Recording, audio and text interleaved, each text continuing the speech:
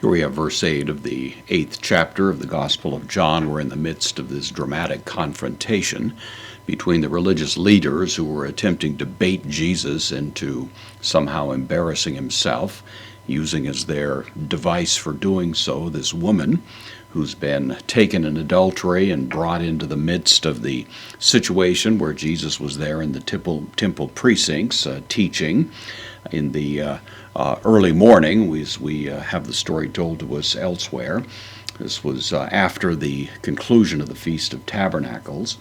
They're peppering him with questions. They're wanting him to give an answer as to whether or not this woman should be stoned.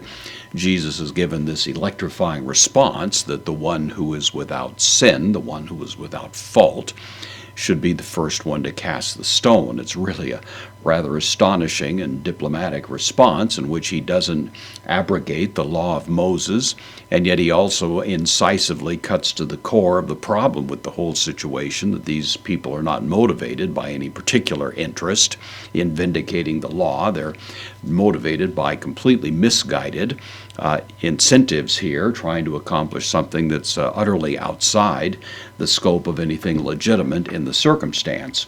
So Jesus says that to them, and then John continues in this short verse, Kai and Paulin, indeclinable adverb, and again, katakupsos. This is from katakupto.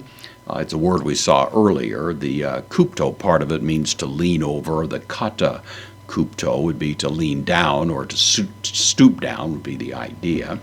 So again, stooping down. This is the aorist active participle, masculine singular nominative, going with the subject of the sentence, which is Jesus himself. So, and stooping down, egraphen. This is from grapho, I write. It's the third person singular, aorist active indicative. He was writing. So again, stooping over, he was writing astein gain, into the earth. The word gay we mentioned earlier has to do with not so much the earth as in planet Earth, but the earth as in dirt.